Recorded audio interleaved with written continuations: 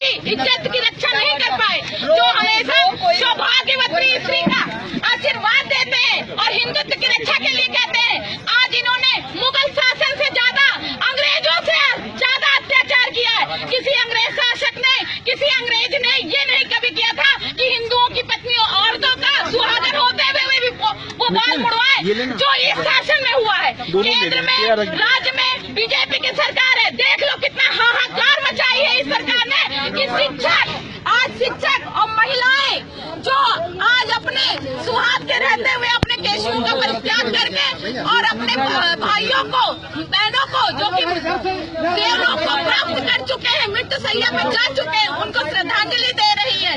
ये मैं ललकार के कहती हूँ, अगर आप में अभी भी क्षत्रिय का खून है, माननीय योगी आदित्यनाथ जी, अगर आप अपने आप को महंत कहते हैं, या तो आप अपने नाम के आगे से योगी लगाना बंद कर दीजिए, क्योंकि आपने अपने राज्य में आपने किसी भी क्षत्रिय की रक्षा नहीं की, ना आपने हिंदुत्व की रक्षा की है। मैं आपको बोलती हूँ, आपके सामने अगर गट्स है, मेरे में गट्स है, इसीलिए मैं मीडिया के सामने बैठ के अपने केशों का परित्याग कर रही हूँ। मैं शिक्षक हूँ, मैं बनाना भी जानती हूँ भविष्य को, तो बिगाड़ना भी जानती हूँ। और उसका चैलेंज मैंने किया है, एक्सेप्ट किया है कि आज अगर मैं अपने केशों का, जो कि महिलाओं के लिए सबसे प्यारा होता है, और यहाँ से घर जाने के बाद हमें हजारों सवालों का जवाब देना पड़ेगा। हमें हजारों समाज को इसी बनाए हुए ढकोसलों को हजारों जवाब देना पड़ेगा कि अपने केशों का परित्याग क्यों करके आए। एक शब्द रहेगा, योगी आदित्यनाथ जी से पूछिए, मोदी से पूछिए, फेंकू बाबा से पूछिए उनसे जो हिंदुत्व की रक्षा करते हैं, लेकिन आपकी इस बहन की, बेटी की, बहू की रक्षा नहीं कर पाए। उन्होंने हमको जीते जी मार डाला। और बहनों, रोने की जरूरत नहीं है। जहाँ स्वाभिमान मरा था 1 साल पहले 25 जुलाई को, आज अगर हमारे केशों का परित्याग होता है तो इस एक केशुओं की कसम हम इनको नस्ते नाबूद कर देंगे। मीडिया से हम सामने कहते हैं कि बीजेपी की सरकार वो छल से आए, दम से आए, कैसे भी आए, लेकिन इनके किसी भी नियम को हम फॉलो नहीं करेंगे, चाहे वो मूल विद्यालय जाने वाले नियम हो, चाहे कोई भी नियम हो। जब ये हमारी इच्छा नहीं पूरी कर सके, हमारी मांगों को, जायज मांगों को नहीं पूरा कर सके, तो हम भी इनके किसी भी ये, और इससे ज्यादा क्या करेगी, इससे ज्यादा अपमान क्या करेगी, मौत दे देगी। हम मौत में लड़ने मरने के लिए तैयार हैं, क्योंकि इससे ज्यादा कोई नहीं मरेगा। और अगर अपने यहाँ अभी भी हमारे स्वाभिमान जिंदा है, तो वो हमारा आत्मविश्वास है, वो हमारा आत्मविश्वास है कि हम जिंदा हैं। अब हम इस सरकार को मार के देखेंगे कि ये सरकार कैसे बनती है। एक चाणक्य ने अपने बाल मुड़वाए थे नंदवंश के कारण। नंदवंश ने अपमान किया था, धनानंद ने उनका अपमान किया था, और वो शिक्षक थे, और उन्होंने अपने पूरे केशों का परित्याग करके बस एक चुड़की छोड़ दी थी।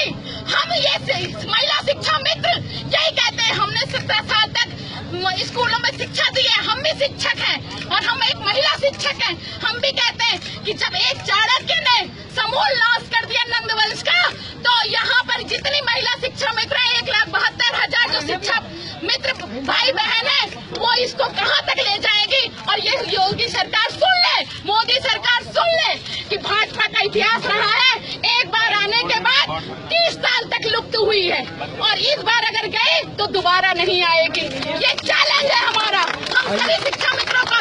अगर 1,35,000 हम यहाँ हैं, तो हम इनके 10 लाख वोटों को खत्म करने के पूरी जिम्मेदारी लेते हैं। जय शिक्षा मित्र संघ।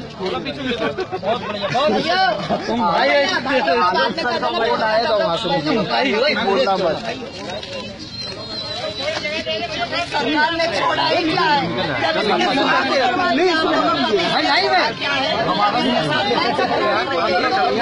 कोई भी बराबर नहीं है। इसको भी हम लोग पलट के ही दिखाएंगे, हम ही लोग दिखाएंगे।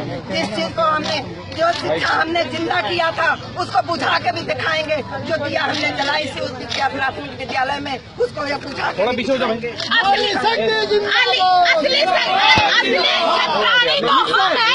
हमारे अंदर, हमारी धमनियों में छतरी का खून बहता है। ये योगी आदित्यनाथ छतरी नहीं है, इसके धमनियों में किसी छतरी का रक्त नहीं नहीं बनता। ये कोई योगी महंत नहीं है, ये मोदी कोई भी सन्यासी नहीं है। इन्होंने अपने अगर परिवार का परित्याग किया है तो सिर्फ अपने स्वार्थ के कारण किया है, और हम अपने केशुओं का परित्याग कर रहे हैं तो अपने बच्चों के लिए, अपने परिवार के लिए कर रहे हैं। और सही पूछो तो हम छत्राणी है, जिन्होंने जो कहा, अगर हमने अल्टीमेटम दिया 1 हफ्ते पहले कि महिलाएं अपना केस त्यागेंगी, तो हम करके दिखाने की क्षमता करते हैं, क्योंकि हमने शुरू से पढ़ा है रघुकुल रीत सदा चली आई और प्राण जाए पर वचन न जाए। एक छत्राणी आपको ललकारती है योगी आदित्यनाथ जी।